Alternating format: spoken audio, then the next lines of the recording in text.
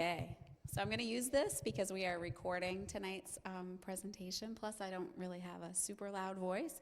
I think I know just about everybody in this room, but for the sake of introductions, I'm Christina Hall, Director of Curriculum for RSU 25, and I'm excited to have Dr. Katie Rybakova with us tonight.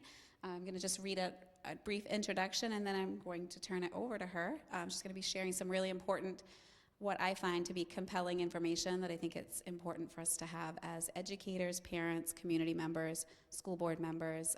It's really important time for us to be discussing what's going on with our kids and our youth. So Dr. Katie Rybakova is an associate professor of education and the chair of the Peter and Paula Lunder School of Education at Thomas College.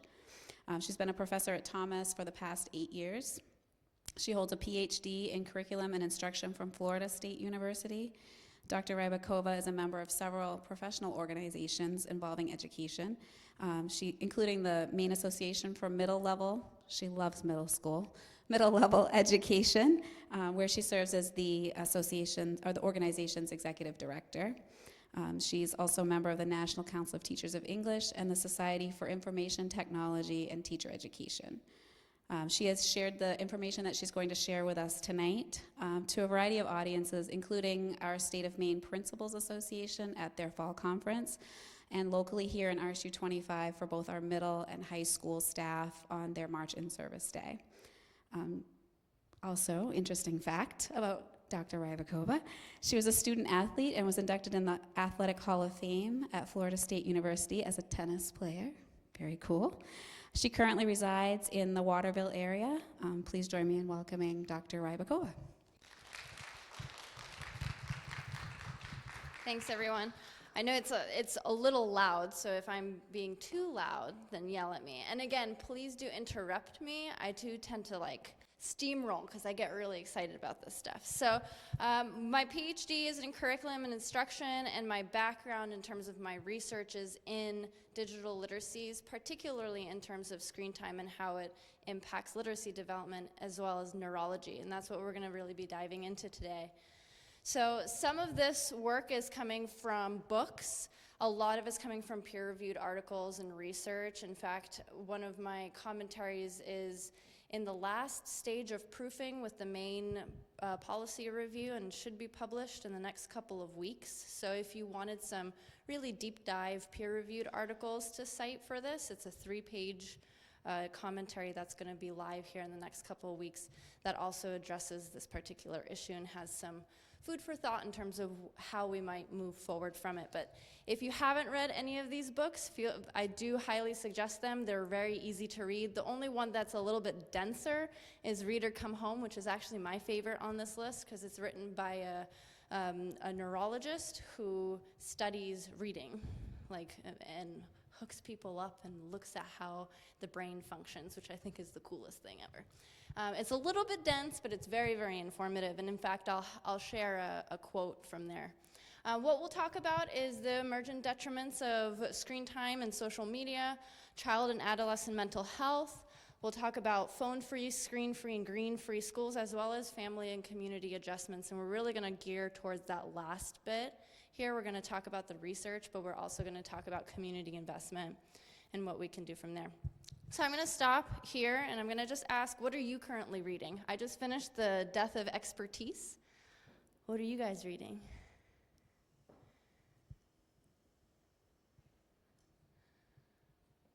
I'm reading a fictional book about a death at a camping. That's a unique one. I haven't heard that one before. That's great. What else? Great. Excellent. Excellent. Anything else? Very good. Doing life with adult children. Very good. And what are your screen time habits? Are we including school computers? Yes. Any screen throughout the day. You wake up.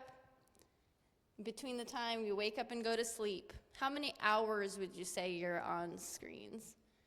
TV, phone, iPad, laptop.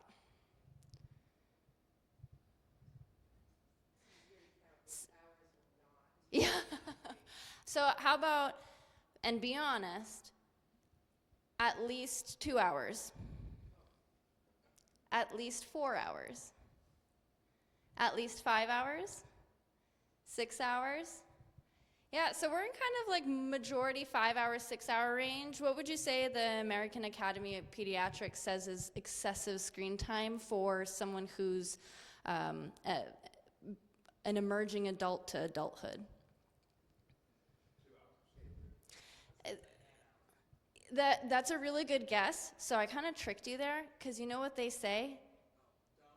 They say, we're not going to even bother giving you that recommendation because no one follows it. And what we see in the research is a lot of, so for to answer the question, younger kiddos really ought to, before they're 2, should have 0 screen time. That's what the American Academy of Pediatrics says. Then it becomes 1 hour for preschool, kindergarten, first grade, and it's ideally co-viewed with someone. And then it goes into 2 to 3 hours in elementary school. It gets up to 3 hours in middle school and high school. How many of your students are getting over 3 hours of screen time? Probably 90%, right? If not 100%. So we're really dealing with almost like I hesitate to use the word epidemic, but it's really kind of ubiquitous that all of our students and us are on screens this often. So how many of you have children? How many of you have children in high school, middle school, elementary? So it's kind of a little bit older, pre-kindergarten and under? Yeah, grandchildren absolutely count. Yeah. Okay, so the reason why I do that informal survey, because I wanted to make sure I tailor this to what I see the majority of, but I'm seeing kind of a little bit of everything. So we'll talk about everything as much as we can. So as you recall from the last presentation, this is essentially humanity. The circle represents humanity, humankind, right? The modern Homo sapien. And I couldn't make that dot any smaller without you seeing it. That's how long we've been around with modern technology. We really don't know what this does to our brains, to our physiology, but in the last 5 years or so, we're starting to see longitudinal research emerge in terms of how screens are impacting us physiologically, mentally, physically, and the research isn't great. We're not seeing as much in the education field, which is really interesting, but we are seeing quite a broad swath of medical research in journals like JAMA, and a variety of different kind of medical briefs that are focused in on how it's impacting us neurologically, and there's quite a few issues that are coming up. So we're starting to see more and more research that shows that excessive screen time, that's broadly speaking over 4 hours, so usually with these research articles, they're defining excessive screen time as 4 hours or more per day, like chronically, not just like one time, but chronically. It's impacting early onset dementia. We're starting to see markers of dementia in 40-year-olds and 50-year-olds versus typically we would see in 60 and 70-year-olds. So we're talking like 10 or 20 years earlier onset dementia. Regression of literacy skill, this one's particularly concerning to me as someone who works in the realm of literacy, particularly because there's not really evidence of whether or not we can remediate this literacy development issue.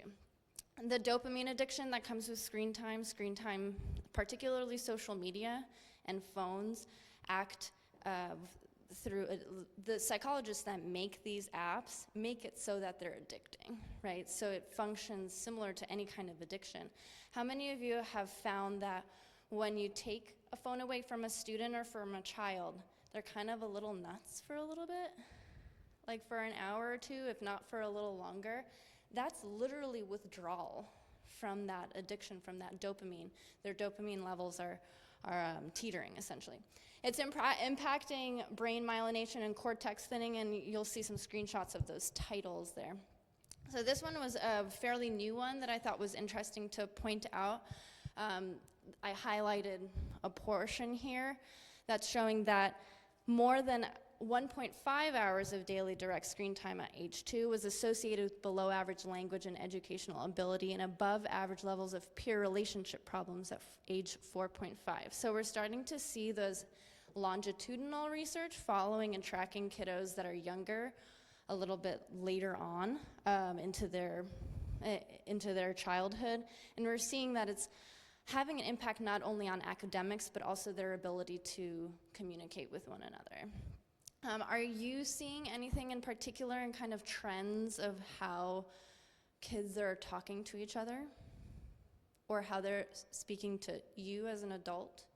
It's like the comment section on a YouTube video.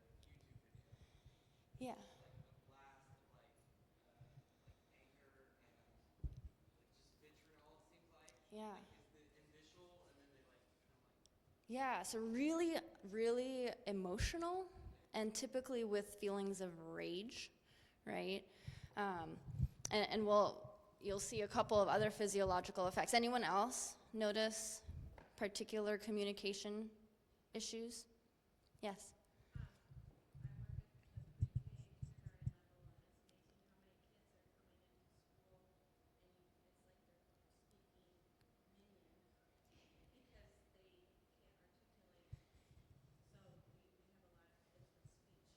With speech issues, yeah, absolutely. So speech issues, also because the way that interestingly, reading is not a natural thing, but speaking is. And how do we learn speaking? By watching an adult speak. But our brain doesn't work the same way when we're watching an adult speak on a screen. It's just, we're not anthropologically meant to learn how to speak from a screen. Just like our reading comprehension dips when we read on a screen, which is why in a novel you'll have large paragraphs, but on a screen you'll have white space on the screen. That's specific to kind of keep your eyes on the words, because we tend to read in an I shape pattern rather than the kind of typical left to right. When we read on a screen, we read in an I format, so we oftentimes skim instead of actually reading what we're reading. So we're starting to see things like text neck syndrome, eye issues, blue light eye issues. In the prefrontal cortex, some thinning and impact of integrity of the white matter in the brain, which impacts executive functioning.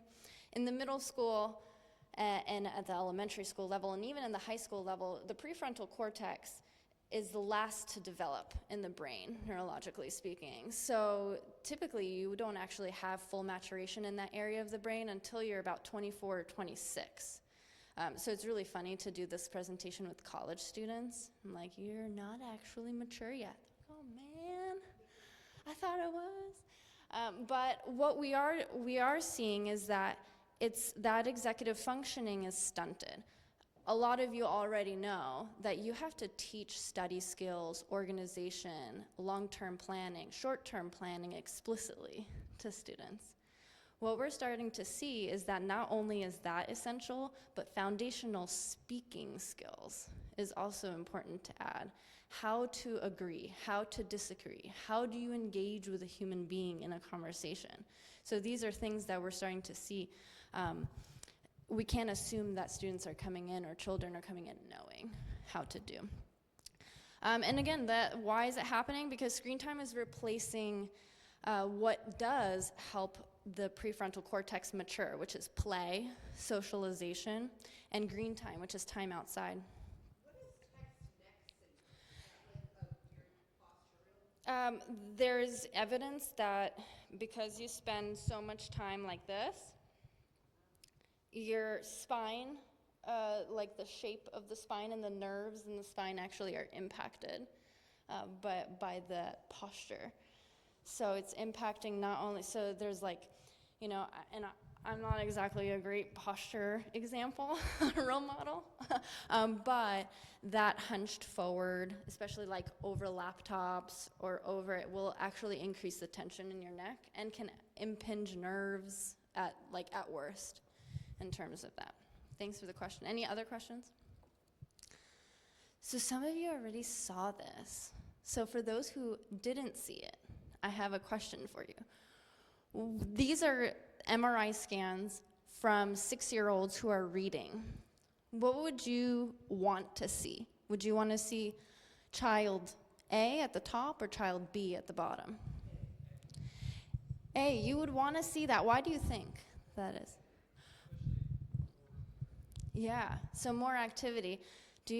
Do the ones who remember this remember the explanation? Sort of. Yeah. The bottom one's actually better because it's deeper grooved and it's not as scatterbrained and shallow. Yeah, that's a really good way of explaining it. So your 30-second neurological lecture for the day, okay, is, and this is where I get excited, so please stop me. Okay, this is super cool stuff to me. So when we're born with as many neurological pathways as we will ever have in our lifetime, right? And I kind of view it as an analogy of paved dirt roads, and we want to work towards paved roads, right? So whatever, just like a muscle, if we exercise certain skills and certain thinking skills, certain problem-solving skills, those dirt roads will get paved and the other ones will atrophy and we'll never use them again. That's why it's much easier to learn a language and you just kind of pick it up when you're younger, up to about age 6, than if you tried to learn it as an adult. So really what you're seeing is an overactive brain at the top with a disorganization versus organized thought that allows for deeper, more complex neurological processes. So the top might be a child who has excessive screen time. This child does not have excessive screen time, 6 years old. This child at the top is working so hard to simply decode that they're not even close to reading comprehension. They're not even close to the reading flow that we know is good. This child is on their way towards that because their neural pathways are organized and their neural pathways are a little bit more apt to have the capacity to then engage with those higher order thinking skills like reading comprehension for a 6-year-old. Any questions about this? Pretty cool stuff, right? So what does this look like? Lack of emotional regulation, fixation with media, increase of ADHD behaviors, lack of reading comprehension, disinterest, lack of, and I like the term from Chaos Machine of forever elsewhere. Are you seeing this? Which one really stands out to you?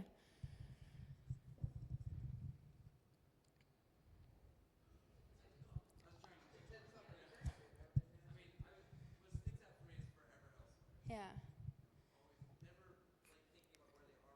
Never present. Yeah, absolutely. There's a study that's really interesting. So they took, I want to say they were high schoolers. I don't remember the population. It was definitely in K-12. It might have been middle school, but I think it was high school. And they did 3 things. They allowed the students they had 3 groups. One that was allowed to use phones however they wanted. Ones that the phones were taken away and put away out of sight. The others had their phone, but were not allowed to touch it.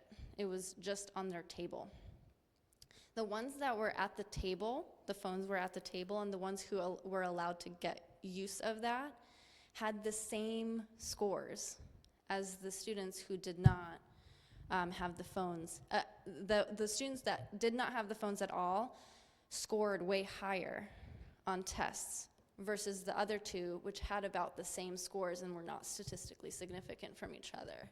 So it just shows, even just having it in your peripheral, even though you're not using it. Have you ever had the sensation where you think your phone is buzzing, but actually your phone's not on you, right? And you're like, oh, I wonder what that is. Or you might, like, out of your periphery, see the light at the top and go, oh, I must have a message. Those are the cognitive psychologists from Silicon Valley who know that is going to want you to draw back to the phone. This quote from Reader Coming Home I thought was really significant.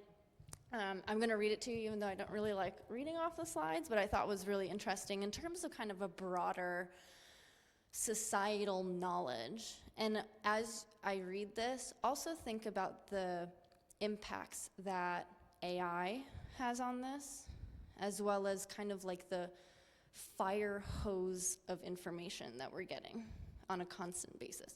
So if children are building less knowledge because they are learning to rely ever more heavily on ever more external sources of knowledge, such as Google and Facebook, I'd add ChatGPT to this, there will be significant and unpredictable changes in their ability to make analogies between what they will already know and what they are reading for the first time and draw accurate inferences. They will only think they know something. Are you finding that it's sometimes difficult to build upon knowledge because there's a lack of background knowledge? Perhaps a little bit. Or maybe you have a little bit of background knowledge. Do you know who Genghis Khan is? Yeah. Who is he? Oh, no. Do you get some of those? Or like, I've heard it, I saw it on a meme, but I don't really have deep knowledge, right, on this particular topic. So another interesting bit in terms of this research is that lifelong readership, and this is why we want everyone to be lifelong readers. It develops empathy. It seems to stave off dementia.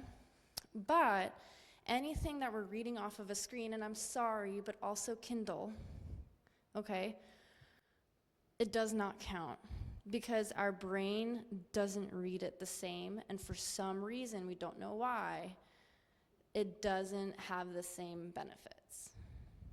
We also tend to remember better what we read in print. So I always use this argument whenever I add more Amazon books. And my husband asked me why we have 7 books in the Amazon cart. So I'm just staved off dementia. I'm helping us out. And we can't have a Kindle, not allowed. So if you need a reason for your Amazon book addiction, this one's a great one to utilize. And what we don't know about social media, I really like to talk about social media as being, we're not the consumers of social media. We're the products, right? We are being farmed for our eyeballs.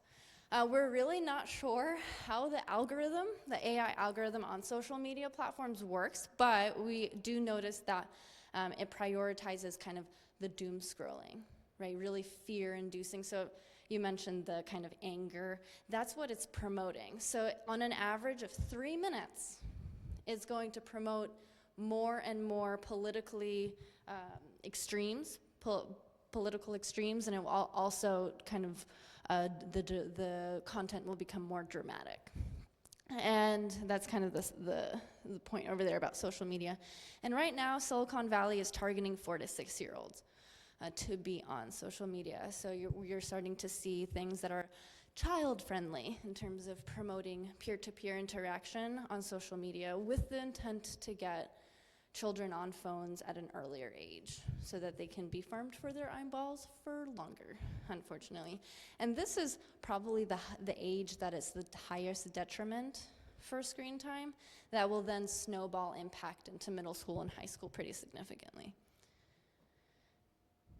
So I'm probably actually gonna skip over these graphs. And for those who are watching this on video eventually, you can always have the slides available to you. But if you tend to be like really into graphs, I highly suggest this giant book of graphs. It's very good. I will skim through a bunch of these said graphs. I myself am an ELA person, although my research does span both quantitative and qualitative measures. So on a mathy quantitative day, I do like these graphs. So just to kind of, as a note, a lot of these graphs really dramatically change in 2010. And what we're hypothesizing is it's because the iPhone developed the feature of the front-forward camera, the selfie camera, happened in 2010, and you'll see that has impacted a lot of different things. So what's the elephant? The elephant's that this problem starts in infancy. We don't know if it's able to be remediated. We already rely on screen time so much that it's really hard to cut back in a lot of different ways. We can't control what happens out of school or during childhood years. And on the flip side, sometimes a parent might say, oh, well, I don't want my child to be on screens at all, but we might have curricula that have the student on a screen, or tests that have students on a screen, right? So, and breaking the addiction can cause backlash. And so, like, and that's a community-wide, societal-wide piece, because it's become so status quo to have screens around us. And oftentimes that change does require a top-down shift, whether you're looking at it from a societal perspective, a home perspective from like a parent saying, no, we're not gonna use screens anymore at dinner time, or whether you're talking from a school perspective of a principal saying, we're gonna really make sure that phones are not a thing in our classes, whether it's a teacher in a classroom level saying, nope, put away your phones, we're really focused right now. So it's gonna, regardless, it does have a clear top-down shift. School-based solutions include phone-free schools, screen-free schools, phone-free, screen-free schools plus green time, active play promotion, rehabilitation play with younger students. So the biggest benefit, this research is just emerging. So we're not seeing huge, gigantic data sets on this yet, but we are seeing the research that is emerging is showing really positive results across the board in terms of academics, social emotional learning, less bullying, job satisfaction. We're seeing all sorts of positive things when schools go phone-free in particular. We're starting to see that research. We don't see as much research with the combination of phone-free and green time, which is time outside. Partially because it's hard, first of all, for a school district to make that gigantic leap. And secondly, because that's sometimes hard to measure, right?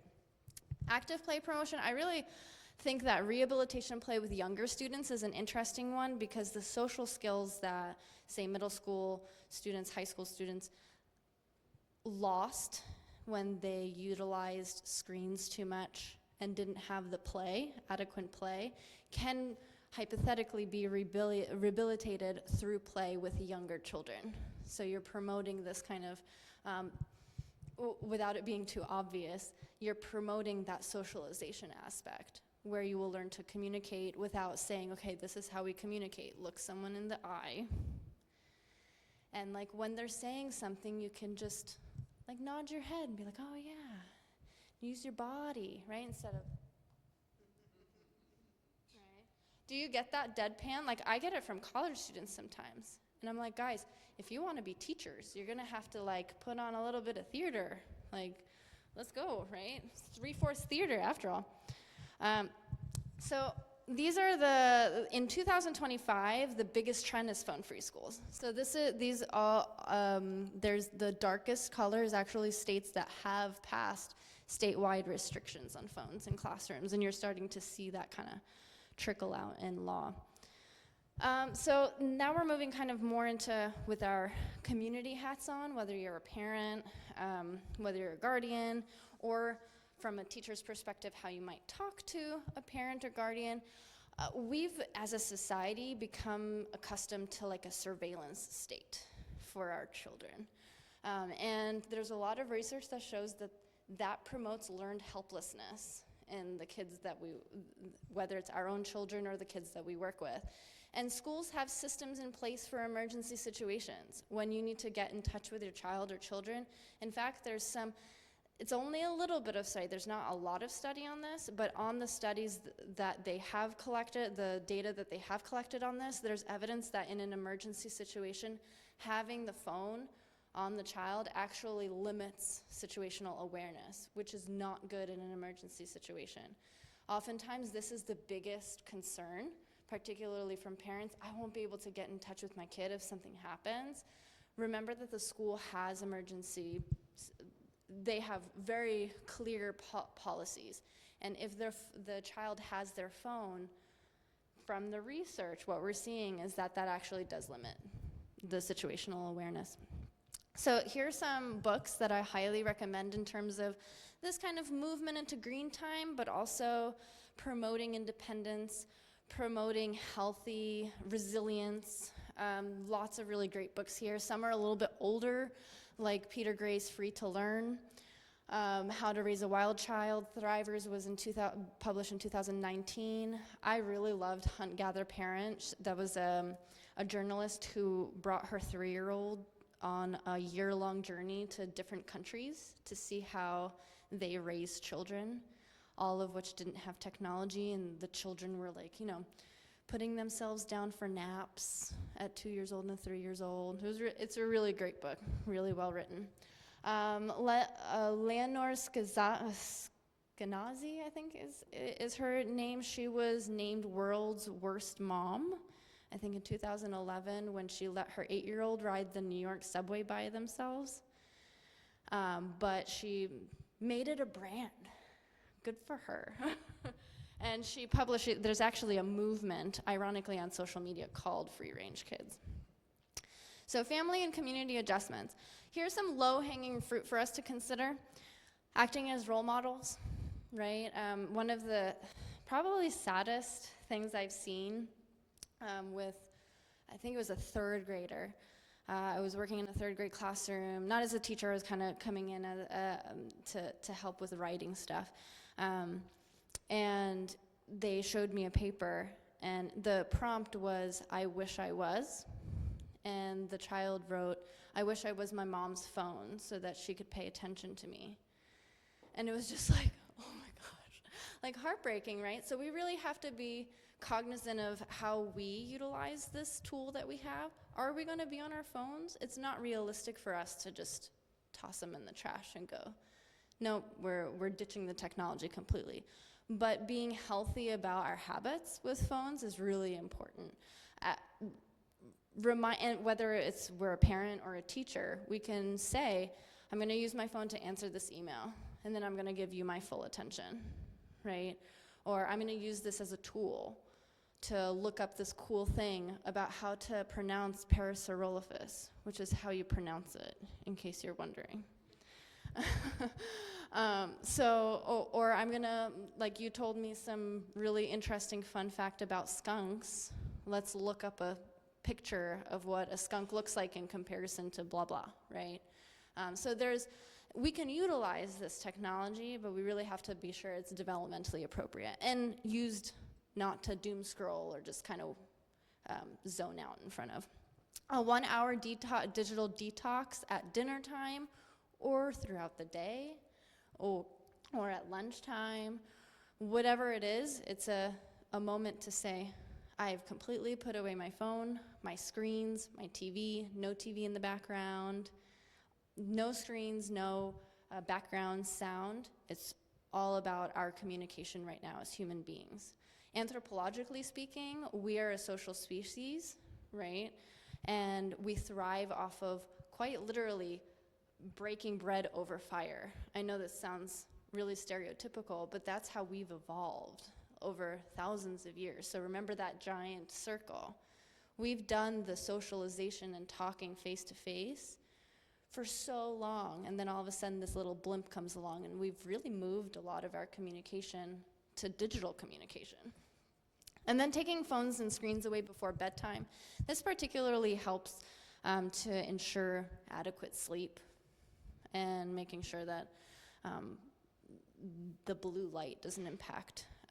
There's some work in terms of how the blue light impacts melanin production and how we end up falling asleep, well or not. So slightly higher fruit, this is a little bit more challenging, removing screens from your house completely, TV, iPad. I don't have a TV in my own home, and even though my husband says every so often he wants to watch some sports game, he generally is like, you know what? We're all for the better. We're able to have conversations. It seems like a lot, especially if you like some certain show, or you have a routine where you get home and you eat dinner and then you have an hour of TV time and then you go to sleep or whatever. If it seems like it's a good match for your family, maybe that's a good movement. That's why it's called slightly higher fruit. Designating an entire evening as digitally free, and answering honestly on school surveys about how much screen time is used in the school. Most research shows that people who fill out surveys on screen time very much underestimate how much time they're spending on screen time, and it ends up being at least 2 hours more on average of what they're saying they're using. And then these are kind of the high leverage practices. These are the biggest bang for your buck, but they also require a lot of collaboration, community engagement, and are higher fruit, but definitely have the highest leverage. So building out a community of teens and children who do not have phones or who have taken a pact to stay off social media. This is the premise of the book Opt-Out Family. It was published, I believe, in 2004. It might have been early 2005. But promoting this idea of opt-out family, because what happens to adolescents when you tell them you can't have your phone? Well, everyone else does, and I'm missing out. And that socialization is really a big part of middle school and high school, but also upper elementary, right? So if the child is the only one without a phone, sure, they're gonna feel left out. But if we promote this opt-out family, then they'll have a core group that's also opting out with them. Committing to screen-free green activities in a group, weekly or monthly trail walk, building out a community of expertise to lean on. It takes kind of this proverbial cliche of it takes a village, but you are your community experts. I'm sure that every single one of you, if we went through all of you, have an expertise in something that you can share. Well, even, what are you an expert in?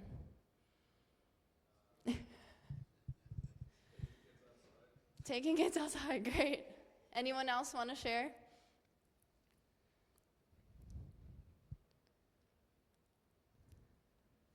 It's really hard to admit that you're an expert in something, I know. Well, for me, my expertise comes in like software engineering, just not as screen-free. Yeah, but you have expertise in software engineering. That's using technology as a tool. That's not mindlessly scrolling through social media, right? Yeah. And you can also, there are developmentally appropriate ways to teach coding that doesn't involve a screen, because coding is a language. It's you're teaching problem solving and sequencing. I mean, you can code a teddy bear on the floor with dots of color, right? Oh, here's a red dot, the teddy bear jumps up. Oh, here's a blue dot, the teddy bear, or like code each other. That's super fun. Like, yeah, like, okay, red dot means you're gonna turn right, and your goal is to get to the back of the room, right? So when you say screen time, you're talking more like mindless scrolling screen time.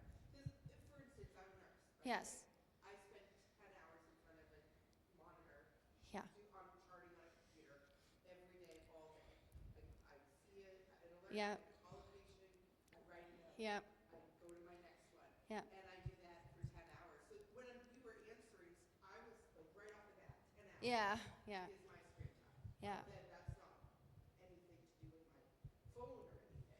So the most detrimental screen time of all kinds, whether it's TV or iPad or work-related laptop, I'm not great at this. I teach online. I make video lectures. But I have the blue light glasses, and I also ensure that my green time matches my screen time. So if I am on my laptop for 3 hours, I try my best to be outside for 3 hours that day too, even though sometimes that's challenging because Maine's cold. I'm from Florida, so like, yeah, Maine gets pretty chilly, and the wind sometimes, but it's really important that we recognize that it's almost like a scale. The most detrimental is what's harming our mental health in addition to the neurological effects. Unfortunately, the neurological effects are there for screen time. But the mental health portion is if we're doom scrolling and on social media, that's like the worst of the worst. So if there's one type of screen time you cut out, it should be the social media. Yes, not work. I wish. Other questions?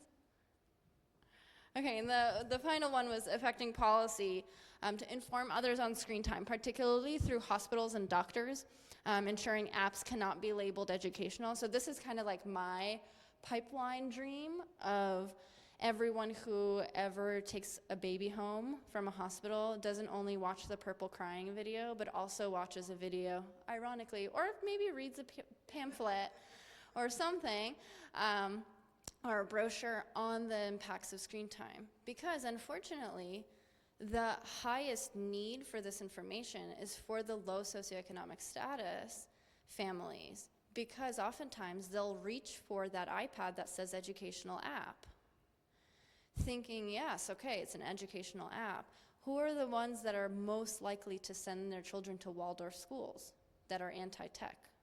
High socioeconomic status families. Also because it's like crazy expensive to send someone to a Waldorf school. So if we mimic Waldorf, but in a public setting, at least through the lens of screen time and tech, that can be a help, at least a nod in the right direction. And I do think that middle schoolers and high schoolers, when I present to middle schoolers and high schoolers, less so to middle schoolers, more often to high schoolers, they say, I want to stop. I know this is bad for me. I just can't. Like, teach me, tell me.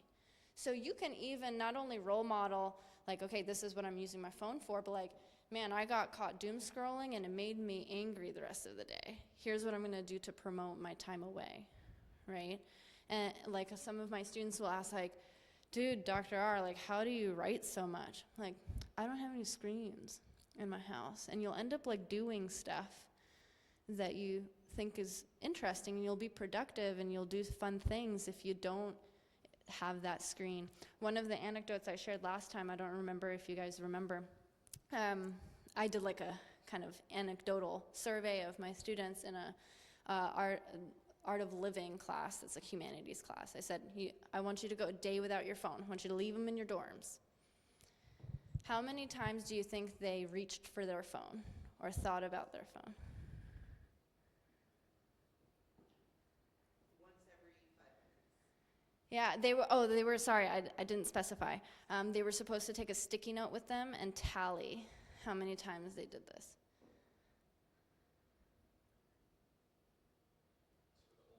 For the whole day.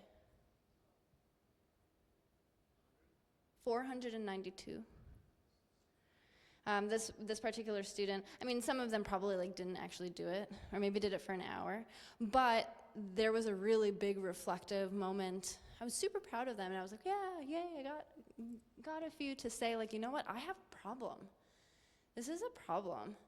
I shouldn't be spending 8 hours on my phone. I shouldn't be thinking about my phone.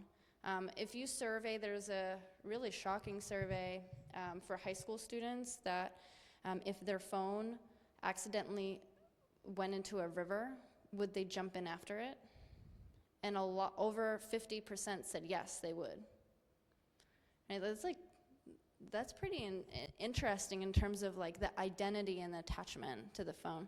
And then ensuring apps cannot be labeled educational. I just don't think it's fair marketing.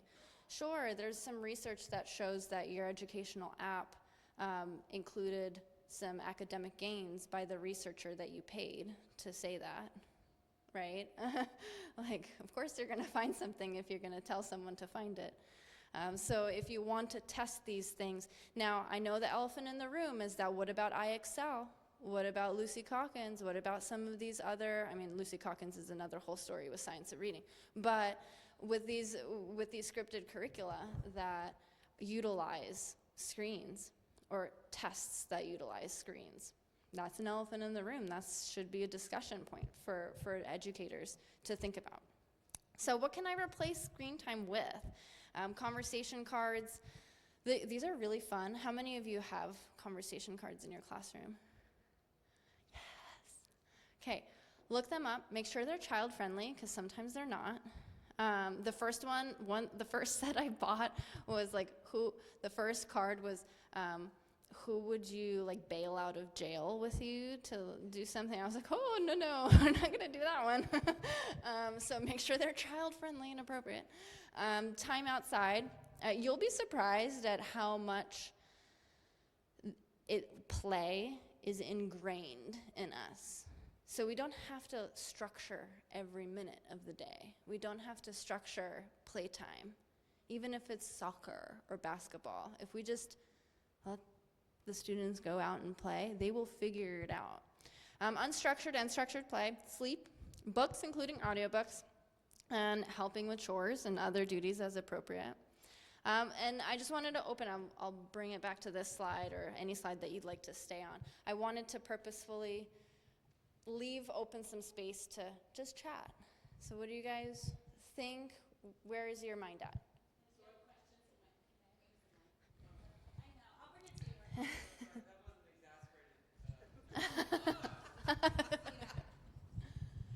So in all of our classrooms, I'll sit down because I feel weird. In all of our classrooms, we have like big TV touch screens, right, that we use for instruction, Promethean boards. Is that, I mean, screen time? That is. Sorry. Gross. I know, sorry. Yeah. Any kind of brain break videos, anything along those lines are still screen time, unfortunately. So the way that we can revolutionize our view of cognitive breaks throughout, and not even touching academics yet, is we can play music and have people stretch and move around, take a lap around the school if that's allowed. Where's the, if that's allowed. Talk to each other. There are lots of different off-screen things. In terms of how we integrate technology thoughtfully into the classroom, there's going to be need for technology. We're not going to walk away from technology at all. But we can utilize what's called the SAMR model, S-A-M-R. And we can thoughtfully say, is this really revolutionizing what we're teaching students? Or is this just a substitute for what I can do off-screen? Right, so S and A on the SAMR model is substitution augmentation. So if we're mostly in that substitution augmentation, perhaps we can pull some of that back out without impacting the academic rigor, the learning, the objectives. Now, if we're utilizing technology in a way that is in the modification redefinition and the M and the R of the SAMR model, then we might be saying, you know what, is it developmentally appropriate? Is it revolutionizing and teaching skills on top of the academic skills that I'm teaching? Like 21st century literacy skills, right? Recognizing bias, for instance, in news articles, et cetera, et cetera. Is it authentic? Is it community engaged, which is the redefinition, right? So if you look at, for instance, an essay. I'm an English teacher, so I'm going to use essay. So if we were to just write the essay in a blue book, that's no screens. If we type it, that's substitution. If we type it with Grammarly, that's augmentation. Modification might be, yeah, now you're going to write the script for a podcast, and you're going to audio record it. You're still using the same skill set that you would to write that essay, but now you're adding the technology piece that incorporates, do you know your audience well, right? Do you talk with a good tone for this podcast? Are you interviewing someone interesting for the podcast? Are you publishing that podcast? That's redefinition. So really kind of being thoughtful about how we're integrating technology. We can apply the SAMR model to our homes too, if we wanted to, which would be really fun. Let's all do that. But it is really a teacher model, the SAMR model, to make kind of instructional decisions. Other questions? Yes. So this, I didn't really see this in here, but something that I've noticed, you touched on it a little bit when you talked about parents not giving their kids attention and like the screens and whatnot. And I often find that even with parents who know the detrimental impacts, it's just so much easier to give their kid a screen because the kid will then be behaving Quiet. and like, it won't be an issue and like, right? And so I kind of feel like the other effect of that is not only detrimental to the kid, but then the parenting isn't happening, which is what we're seeing here, is that so many behaviors aren't being addressed by the parents because the screens are the parents. And especially in low socioeconomic districts, there aren't really a lot of good alternatives. Like maybe childcare is too expensive, Yeah. and like they don't have a babysitter, they don't have the family available because of work schedules or whatever. And so like, are there things that maybe the community can do to address those issues to make it more appealing for those parents to find alternative ways to entertain or babysit or whatever it is to do childcare, where the kids are getting that important interaction with other peers and with human beings? And I don't know if you have done any research on that or Absolutely. I thoughts haven't on done it? any research on that, but it's a really good question, because oftentimes what the big issue that I hear is, but I have to get food on the table. I need to cook dinner, and I need something, or else they're gonna run around and wreck the house, or or something, that I need something to give them, and it's so easy to give them an iPad, right? So I think first is informing. Just having something like this where you're allowing someone who has the research background to say this is what we know about screen time. Then the baby step towards, okay, now that you have the screen time, maybe doing the screen time together, co-viewing, having a discussion afterwards. That might be the baby step, instead of like completely removing it right away. And then reducing the time slowly and tapering it down, because what's gonna happen when a parent removes that screen? They're gonna see those behaviors, right? And what do you do when those behaviors happen? The best way to fix the behavior is give back the iPad, right? It's a lot harder to take it away and say, okay, no, you're not allowed, and now we're gonna do X, Y, and Z instead. I do think that it would be worth informing the community about different ways to interact. So like, for instance, the conversation cards, puzzles, even providing that kind of material. Here's what you can do with your, try this with your child. Go on a nature scavenger hunt. Have you been, the bridge coming in here, super pretty, right? What do you have landmarks wise in Bucksport that you can utilize to say, this is a great way to engage over the weekend, for instance. This is something that you can do. So having alternatives, and if the high leverage practice here would be incorporating after school programming at a community hub, for instance, at a school, where you might have that ability to bring the really powerful practices are actually having simultaneous childcare, like after school programming, and parenting classes at the same time, like educational parenting classes at the same time, so that that parent can learn some of those skills to bring home with them. Because sometimes I find that parents go like, I don't know, like this is the easiest thing that I can do. I don't really know what else to do. Particularly in school, in houses that come from trauma, where they don't want to do what was, either done to them when they were children, or they just don't have the role model of parents themselves. How do they then parent? There's a lot of nuance in that. Hopefully I answered your question somewhat. Thanks. It's a complex situation. Questions? Other questions? I'll use my teacher technique. 2 questions, and then I'll let you guys get out of here.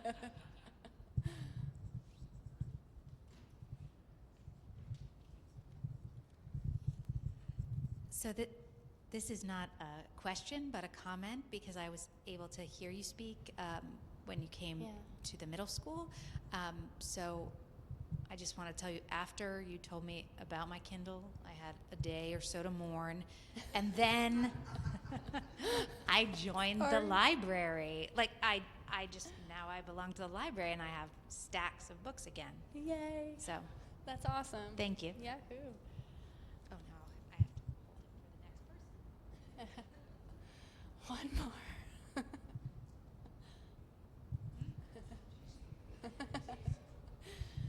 So I just had a question about the Kindle. Like, is it because like that device has a screen? It's still like you're still holding it, Right. right? But it has a screen. Like even the old ones where it kind of like looks like paper. Yeah. Still, is it the expectation that does more than just I'm reading on it? So what we see in the research on eye tracking technology is that when you read on a physical book, it has to do something with the ways that your eye tracks on the page, a screen versus a physical book. What researchers think it's because of the tactile nature of turning the book physically, like the page physically, as well as just the way that your eyes track on that screen. Like how the page is curved instead of flat, maybe? It's not very clear whether or not, because on a Kindle it's like pretend flip, right? While as on a physical book you physically move the page, right? And again, most of the research on this is not necessarily focused on page flipping per se, but rather what they do is they put like electrodes on your face and track how your eyes move across the page. And then they do reading comprehension tests to see what you retained from it. And when you read in a physical book, and again, for some reason, our brain reads left to right fully and immersively on a physical page, while as when we read on a screen of any kind, it looks like an uppercase I. And so what happens is really what we're doing, even though we think we're reading, we're actually not deeply reading, and we also are not immersively reading. Like that reading flow doesn't occur the way that it does with a book. You know, like that moment, and I'm a reading nerd, so like maybe it hasn't happened to you, where you look up from the book and it's 2 a.m. and you're like, how did that happen? Holy cow, I've been reading for 3 hours, but I've been like so enveloped in this. There's studies that show that doesn't happen with even Kindles. Some people ask me about audiobooks. This is an interesting one. The reading comprehension does seem to be the same with audiobooks and physically reading. Another research kind of field that's similar to this is writing physically versus typing, which has very similar results to the reading on screens versus reading on a book page, where typing is actually not the best practice compared to actually physically writing on a page. You can physically write on a page and retain what you write a lot better than if you type on a screen. And you tend to retain vocabulary better. So actually introducing copywork, which is kind of an old school method, is actually really helpful, particularly for students who struggle with spelling and grammar. So that's something that you can incorporate into practice.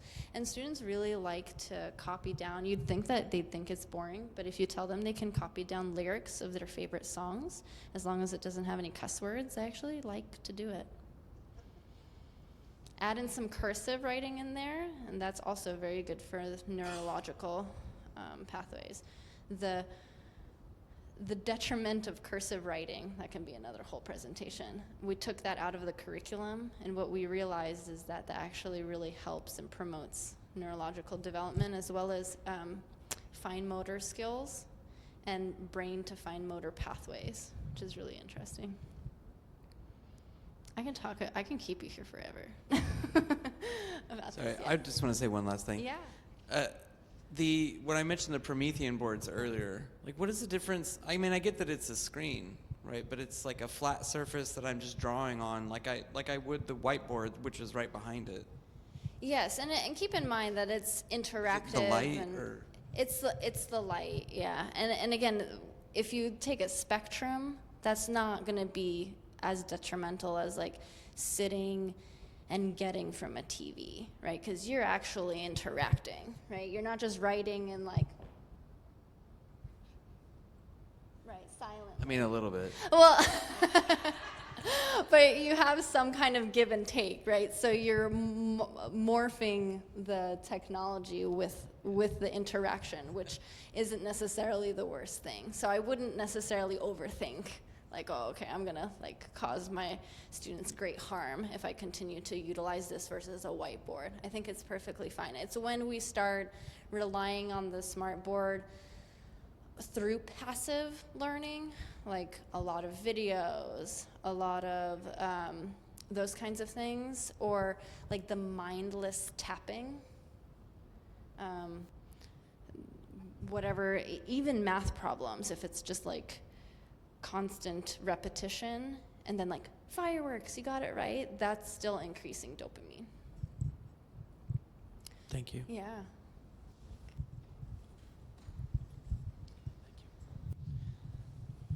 So I'm a school board member. Do you have any research around?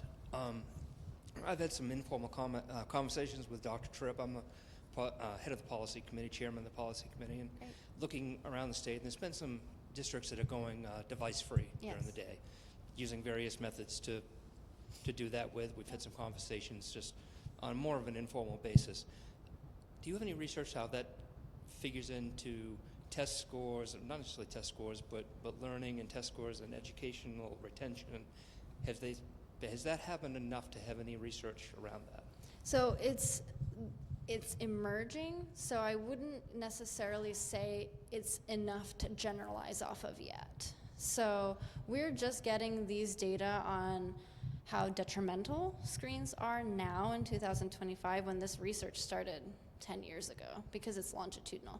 The phone-free schools, that's very new in terms of that direction. But because there are lots of states that are moving in that direction legislatively, there is now opportunity to study that, and there's studies currently happening longitudinally. Now, what we do know in small patches, I would call them case studies, you're really talking about like a school or an A school district, so very, very small, and not in Maine. So I don't know how generalizable it would be to Maine populations. But what we see is a pretty substantial positive growth across the board, particularly in, and again, I don't know how much this has to do with screen free, or there are myriad variables in this, but particularly for girls and math scores, it was a big jump, statistically speaking.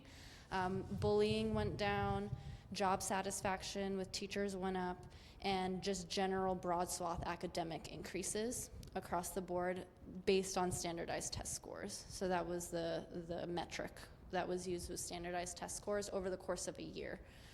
So again, I would be hesitant to say, yeah, like we have a lot of research that shows this is the right direction to go. We see emerging research that would indicate that this needs more attention, more longitudinal study, contextual study, so like specific to Maine students, and then we would be able to more firmly say, yes, this is the right direction to go. Sorry, it wasn't a very, like, I know that you probably wanted me to say like, yeah, there's lots of research and let's do it, but there's just not enough for me to say that confidently yet. Thank you. Yeah. You already are one over your quota of 2 questions, so I really appreciate you coming despite baseball games and softball games and beautiful day, so I really appreciate your time. Feel free to stick around if you want, if you have specific questions, but I appreciate your time, and thanks for inviting me. I appreciate it. Yeah.